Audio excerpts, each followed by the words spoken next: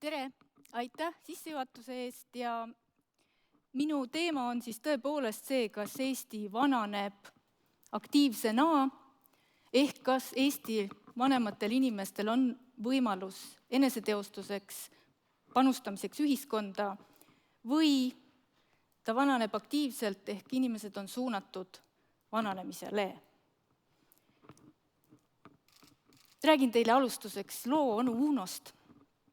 Onu Uno otsustas tulla vanemaealiste mälutreenerite väljaõppele. See on 5-päevane väga intensiivne koolitus Tallinnas. Onu Uno on pärit Tartumaalt ja ta oli just läbi põdenud väga raske puukborrelioosi.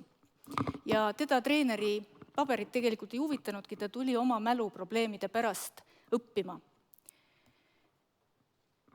Onu Uno läbis selle koolituse 5 päeva, 8 tundi päevas loengut, õhtuti kodused tööd, lõpus eksam, väga korralikult. Ja siis oli meil väike pidu ja ta astus minu juurde ja ütles, et Tiina, tead, kui ma siia esmaspäeval tulin, ma olin väga mures oma tervise pärast, et haige olin just olnud ja võõras koht ja väga raske nädal ja nädal oligi väga raske. Ja ma pakkisin endale kaasa terve kohvritäie ravimeid. Tead, Tiina, mul ei ole vaja olnud selle nädala jooksul mitte ühtegi ravimit. Vanemas eas õppimisel on mõju nii vaimsele kui ka füüsilisele tervisele.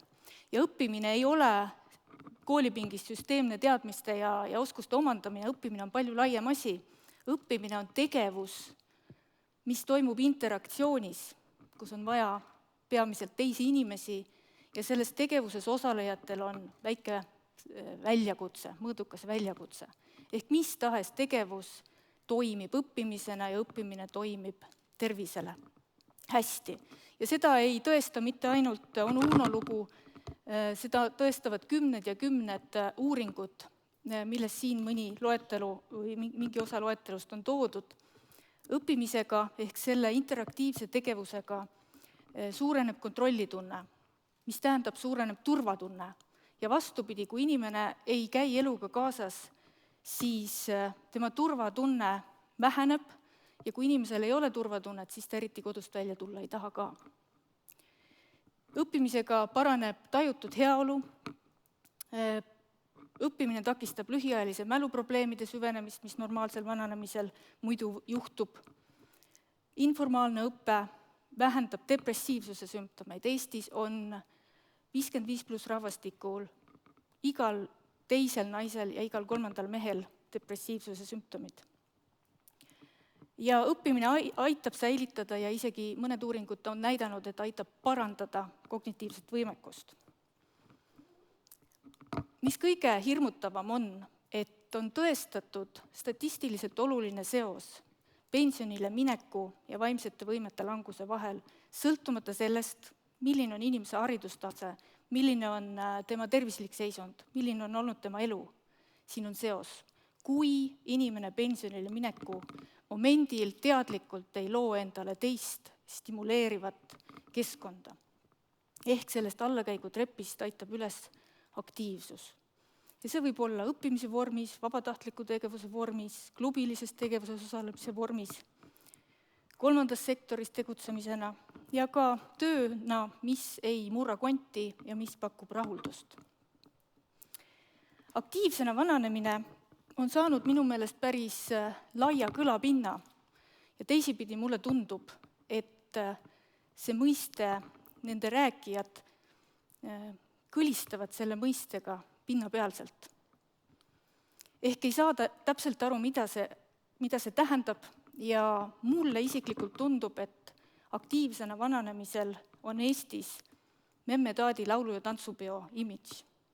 Veelgi täpsemalt öeldes Memme laulupeo imidž. Aktiivsena vananemise indeks näitab väga kenasti, millest see nähtus tegelikult koosneb.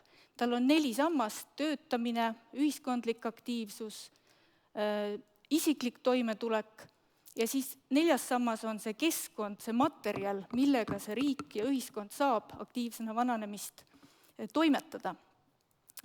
Ja sellises lihtsustatud käsitluses võib ütelda, et kes suudab ja tahab, peaks saama töötada, kes ei suuda või ei taha, peaks saama panustada ühiskonda teises vormis, kui seda on töö, ja kes ei suuda ka panustada ühiskonda, tema jaoks on aktiivsena vananemine see, kui ta suudab iseendaga hakkama saada ilma kõrvalise abita.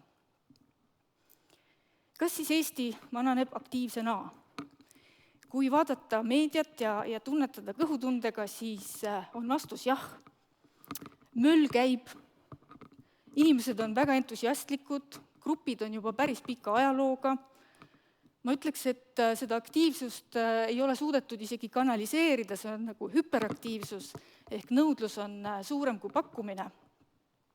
Aga siinjuures tuleb tähele panna, et aktiivsus ongi selline asi, mis paistab välja. Ja passiivsus on selline asi, mis jääb varju. Ei ole võimalik tunnetada seda, mis ei toimu pinnapealsel vaatlusel.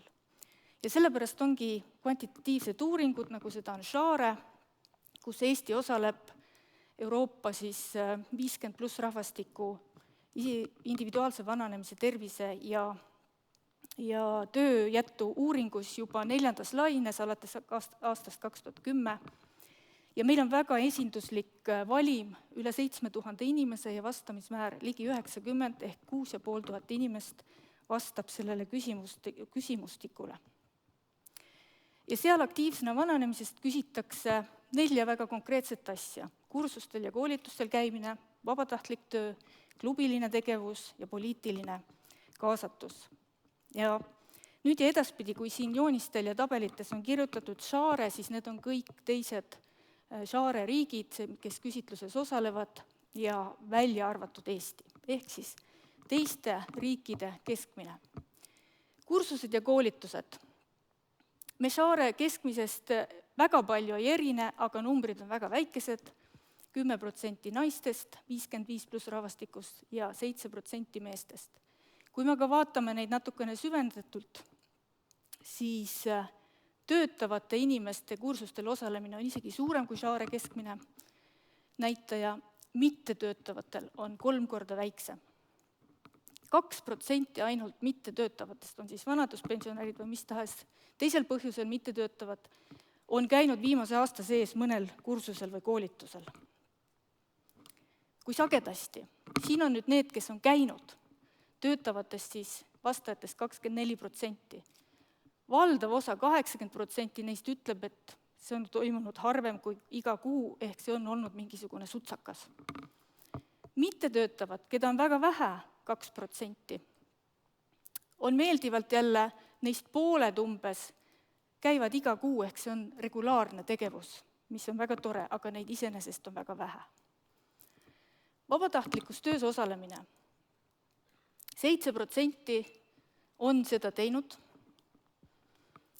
2 aastat tagasi Sotsiaalministeeriumi läbiviidud uuringus küsiti ka seda, milline on valmisolek, ja 55+ rahvastikus valmisolek oli 30% inimestest rohkem panustada ühiskonda, kui nad seda praegu teevad.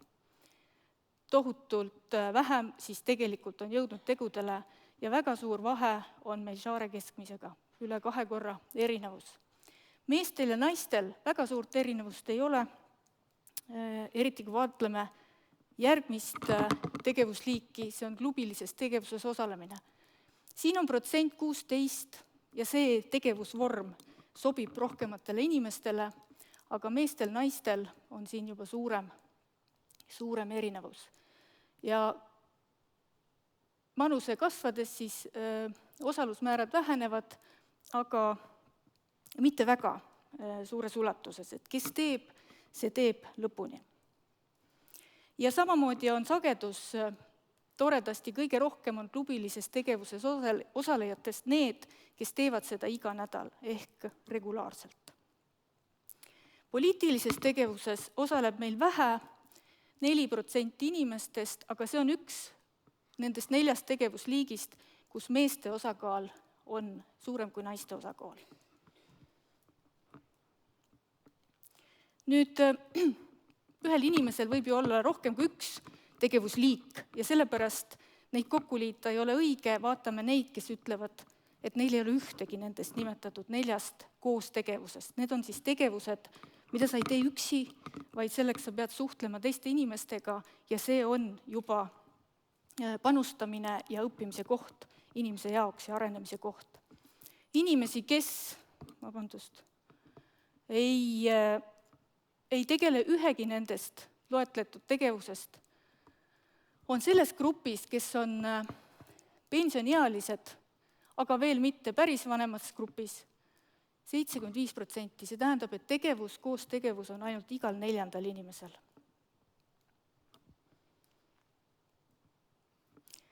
Kui me vaatame sisse, siis see paistab välja, et suur vahe on töötavatel ja mittetöötavatel.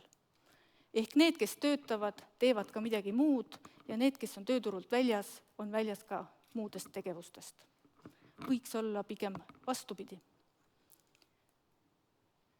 Kahjuks näitavad Share andmed, siis eelmise laine ja üle-eelmise laine 2013 ja 2015 andmed, et nende inimeste osakaal, kellel ei ole ühtegi koostegevust, on kasvanud nii meil kui Shares keskmiselt.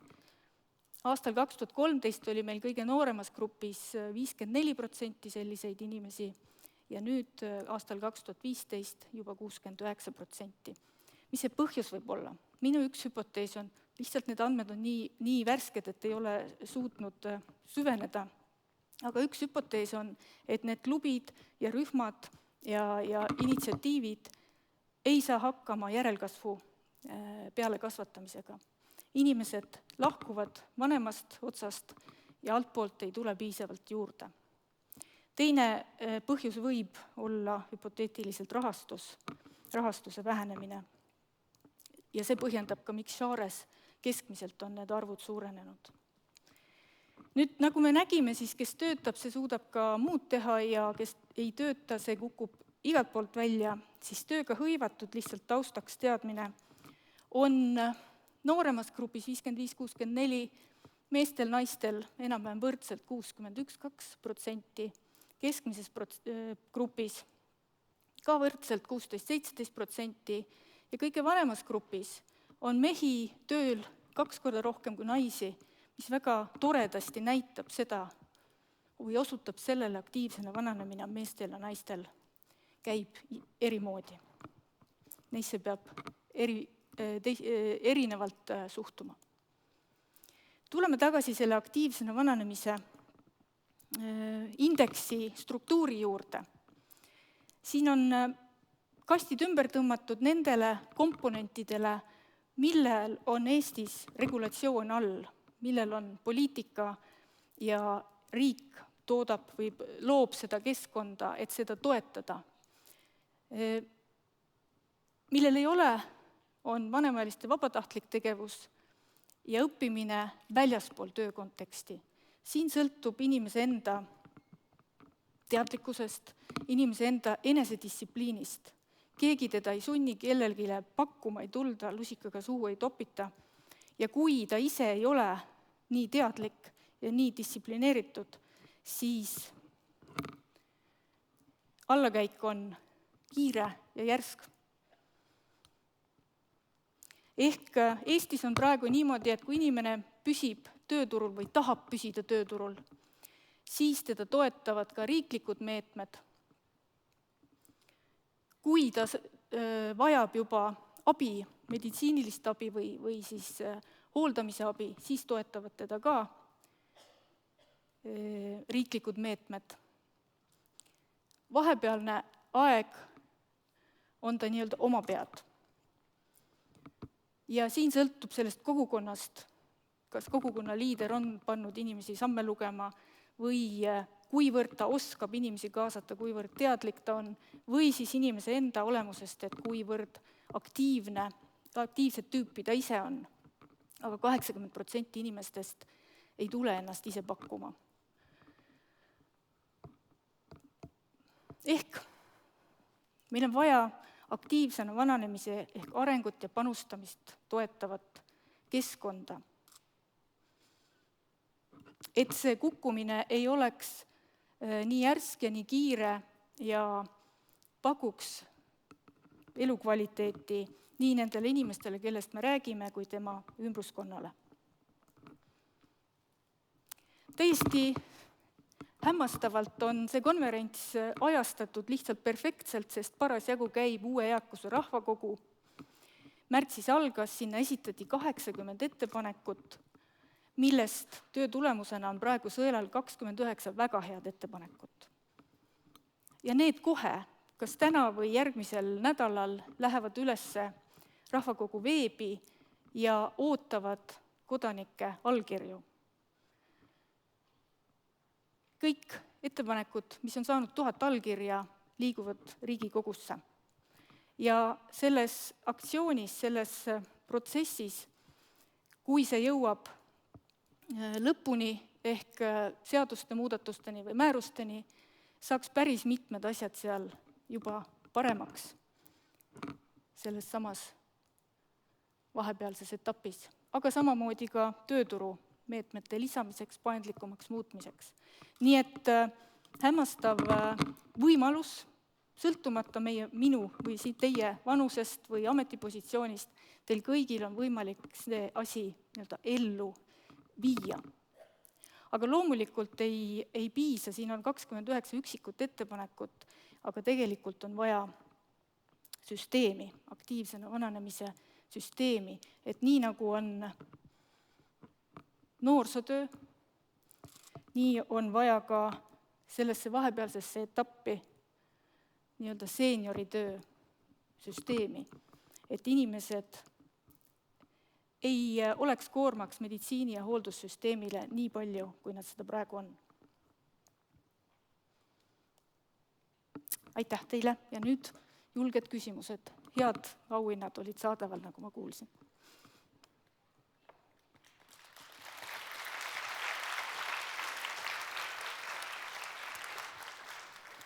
Jah, nüüd on see hetk käes, kus võite esitada küsimusi. Kas on kellegil? Andke käega märku.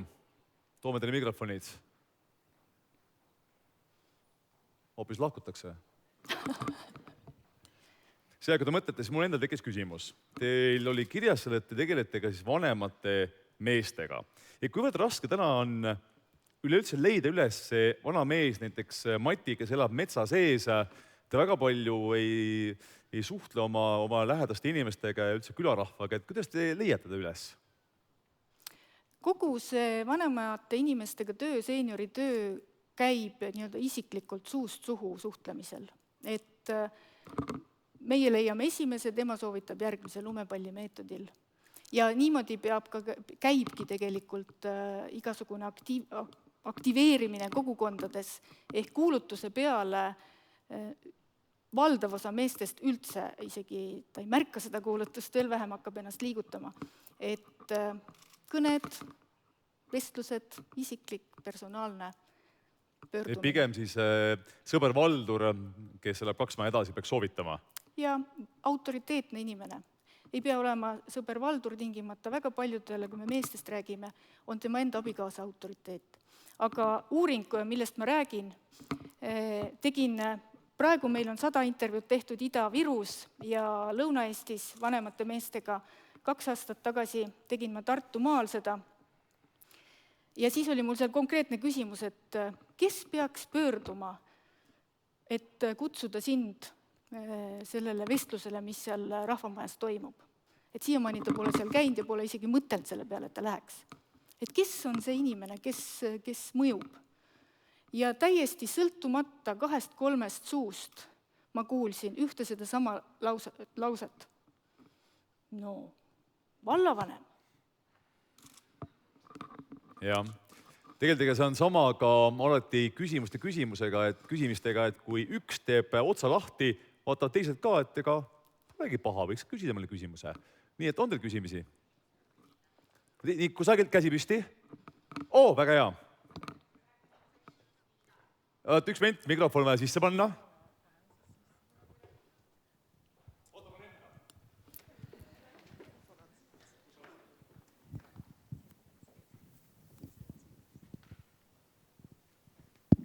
Ahaa! Nüüd on parem. Kõigepealt Tiina, tere hea kursusekaaslane Tiina Metsalu küsib sinult ühe küsimuse. Aitäh! Ma ei näe mitte midagi. Küsin, et kuidas te leidsite valimisse need inimesed ja kas esindatud olid suurlinnad, kogu Eesti või mille põhjal üldse need järeldused on? Saare uuring. Jah. Saare uuringus on võetud valim, mis esindab tervet Eestit, sõltumata elukohast ja mis iga esindaja esindab seal oma vanusgruppi, oma soogruppi, oma elukoha tüübigruppi, nii et täiesti hajusalt üle vabariigi üle 7000 inimese.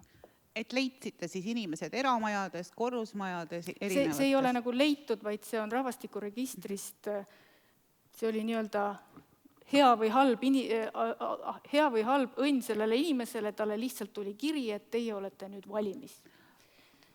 Ja kuidas te need kodus istuvad inimesed nii aktiivseks saite, et nad olid nõus vastama? Kas mingi motivaator oli või oli kõik see vabatahtlikul alusel? Meie riigis ei maksta vastajale. Päris mitmetes riikides, saareriikides makstakse vastajale. Meil on väikene luubikene, mis ta saab.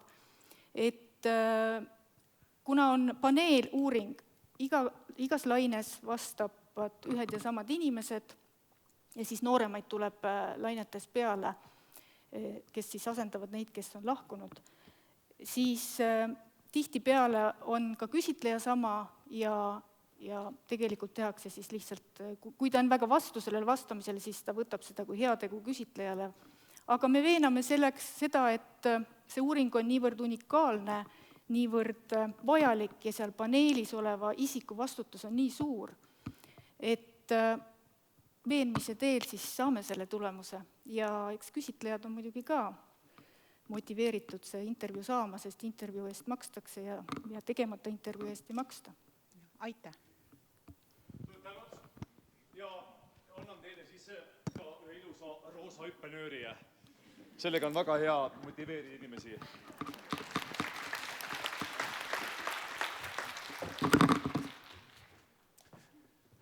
Suured tänud! Ma usun, et hetkel meil ajaliselt rohkem... Võtame ühe küsimuse veel ja palun.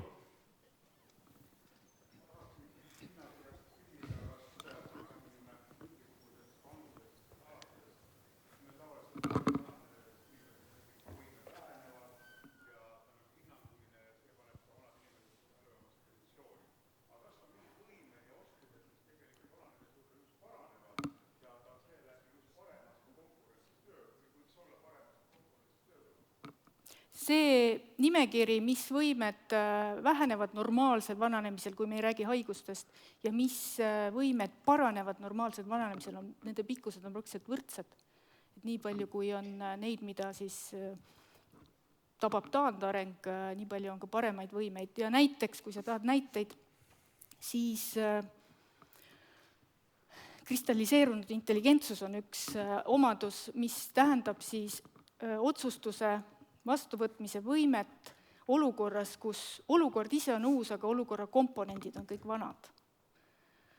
Selle vastand on siis voolav intelligentsus, kus tuleb ka otsus vastu võtta olukorras, mis on uus, aga komponendid on ka uued ja siin on noortel eelis.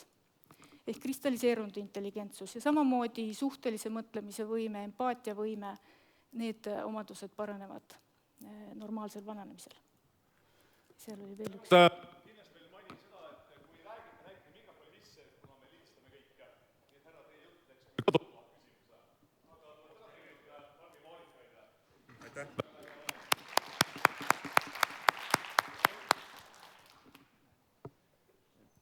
Küsimus selline, millises riigis on teie arvates parim vananemise toetamise süsteem Euroopas või maailmas? Ma hiljuti tutvusin Uus-Meremaa vastava pensionäride poliitikaga. Mis te arvate, kas Uus-Meremaa või milline riik võiks olla meile heaks eeskujuks, mis tagab piiratud ressurssidega piisavalt hea vananemiskeskkonna? Uus-Meremaa on hea näide sellele, ma ei oska vastata, mis on parim. Eks ta on ka suhteline, aga Uus-Meremaa on tõesti väga hea näide ja samamoodi Uus-Meremaa saab väga hästi hakkama pärismaalaste assimileerumisega. Ehk igasuguste eri nii-öelda vajaduste rahuldamisega, aga ma ise pean väga heaks ka tähendab, Saarest näiteks paistab välja, et need aktiivsena vananemisega seotud komponendid on kõrgete näitajatega Taanis ja ütleme, et siis võtame selle Taani ja Hollandi ja Suurbritannias, kus ma ise olen elanud ja seda näinud, täiesti teine pilt samamoodi. Sulle tänu! Tugevat käerommu, selleks on käemuskli arendajad. Väga hea. Tänu Tiinale ja aplausi!